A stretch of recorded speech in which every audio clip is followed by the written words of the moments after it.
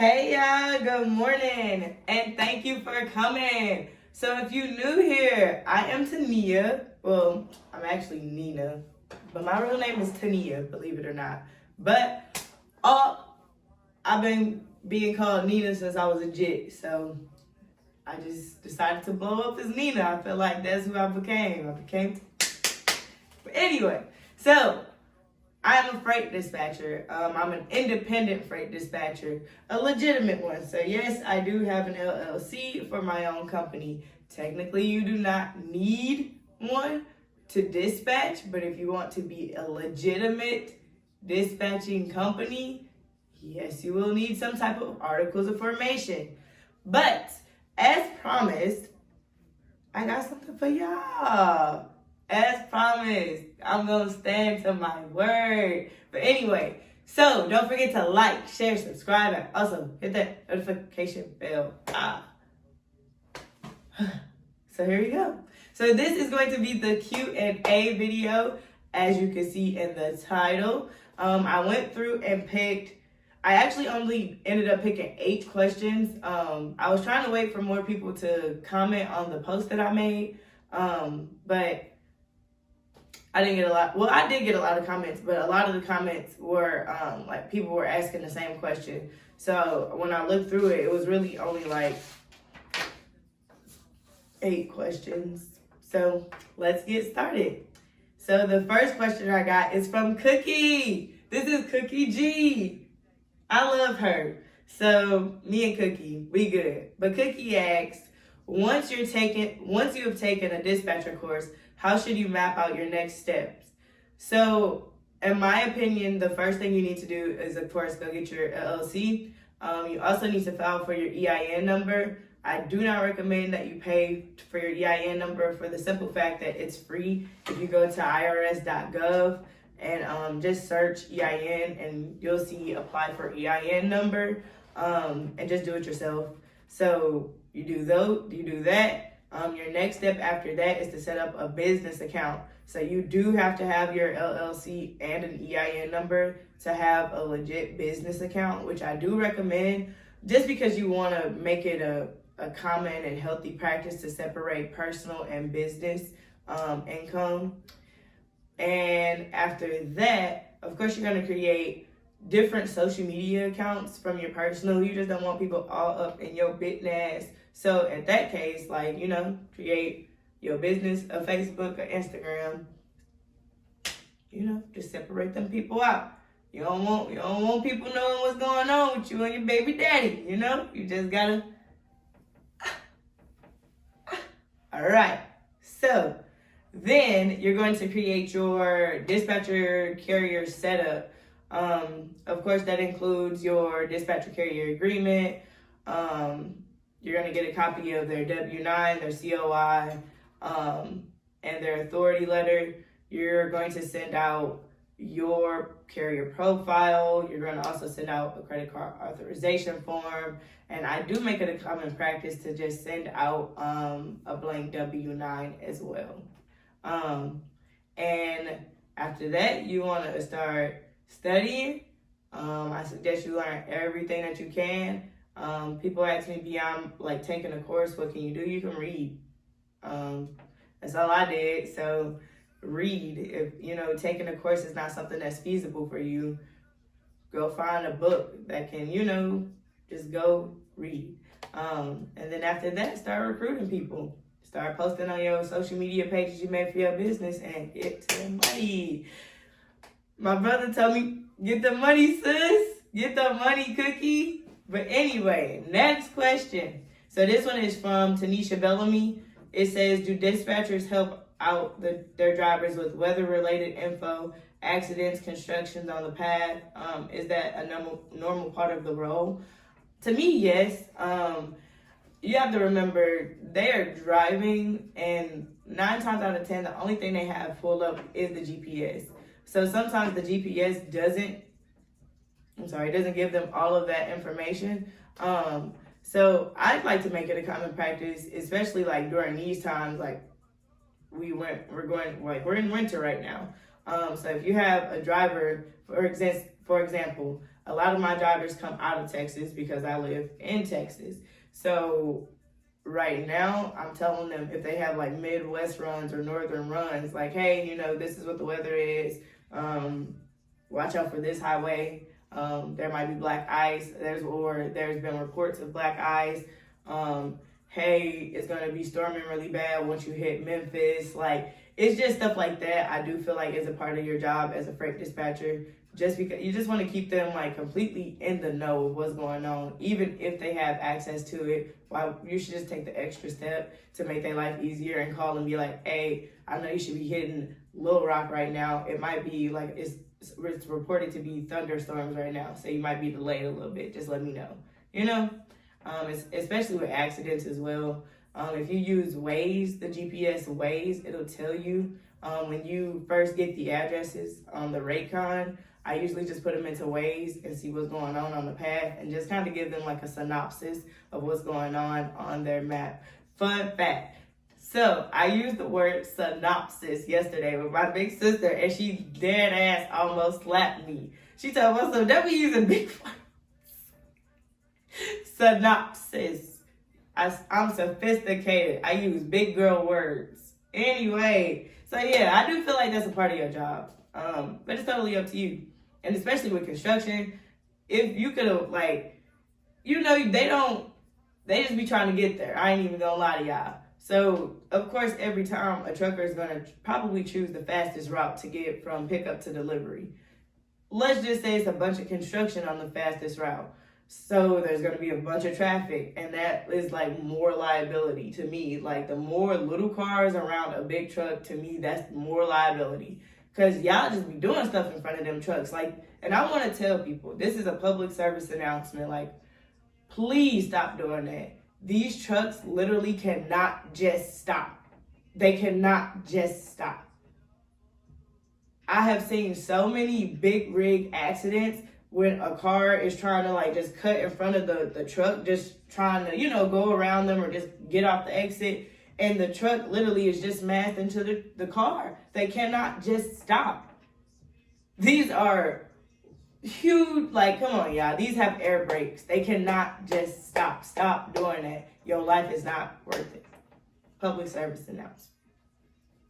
But next question. So this is from EBBD. That sounds like BBD. Anyway, as a freight dispatcher, do we need to have an MC or a DOT number of our own, even though we load under the carrier's info/MC? To answer your question, you answered your question. EBBD. I said that wrong. EBBD. You answered it. No, we do not need a DOT or MC number. Like you just said, we are running under the authority. Shakey shake, come on, just rock. Anyway, no, you don't. Like you said, you book under the authority of your carrier. So all the information that you will be inputting on the broker carrier agreement is the information that you got directly from your carrier during your dispatcher carrier setup initially. So no, you do not need to have any of those things, because I like to tell people, as a dispatcher, you're nothing more than like a paid convenience. Like, you're really just making their job like a little easier, and you handle their paperwork. So you're like a overly paid secretary. That's how I like to look at it. So the next question is, how much do you charge per load, a flat rate or a percentage of the load amount? Secondly, on average, how many loads do you book per day? So I charge the flat percentage of 10%. No, I did not start off at 10%. I actually started off at 5%. And I gauged me scaling up on my percentage by how comfortable I got with dispatching and just like my ability to perform really well as a dispatcher. So, I took it slowly. I went from 5, then I went to 7. I did 8 for a little bit, and then I moved to 10%. And yes, I charge 10% of the gross total of the load that I book. And on average, how many loads a day do you book? Technically, you should be able to book 2 a day. Is that always what happened? Like for one truck, you should be able to book 2 loads a day. And when I say that, that just means you should be able to book a load from pickup to delivery. And then you also should be already scheduling out that next load from the new origin city, which is the new delivery. The delivery city is the new origin city. So at that point, you need to be looking for a load coming from there, going wherever. So I like to tell people, have at least 2 loads booked, your load getting there and your load getting out. KJ, what's up, KJ? KJ says, although it's often said that a dispatcher does not need a permit, do you recommend a dispatcher obtain a freight brokerage license since they are charging a percentage like the freight brokers? Absolutely not, KJ. Absolutely not. I do not recommend. 0 out of 10. Do not recommend. Do go straight to jail, KJ. Do not pass go. No, don't do that. You know, these brokers, like you said, for us to be doing almost the same exact duties, they go through way more than we have to even get started. Like, you need an surety bond, you need a brokerage authority, you need a brokerage license, you need insurance. And I just learned, I think her name was Brittany. This lady, Brittany, commented on one of my YouTube videos and was saying, like, to be a broker, you literally have to pay the $75,000 insurance up front, and they go off of your personal, like, credit. So, no, I do not recommend anyone do that. Like I said, you dispatchers are nothing more than a secretary. People cannot tell a company that they cannot have a secretary. That's really all you are. You're just finding loads for them, doing the paperwork, sending them on their way, making sure they get from point A to point B. You know? What are the most commonly used terms and definitions when conducting business? And that is that's from Jamila. What's up, Jamila? I just told Jamila like a couple days ago. Not even a couple days ago. I told Jamila on a Saturday morning. I missed my hair appointment, had to reschedule it, but look at me now. Chris Brown, look at me now. But anyway, I love braids, y'all. I don't know why I've been in this braid phase, but I love braids right now. But so she said, what are the most commonly used terms and definitions when conducting business? Girl, now you know we just went through all of that. You know we did. So I'm gonna just give y'all a couple. So it's a lot of abbreviations in the trucking industry. I like to tell people it is a little different. It's like just a different language because everything's abbreviated. So it's like, instead of saying certificate of insurance, which is one commonly used term that you'll hear, you'll just say the COI. Instead of being like motor carrier number, you're just gonna say MC number. What else is a good abbreviation? DH-O stands for deadhead odometer, but in the industry they call it deadhead miles.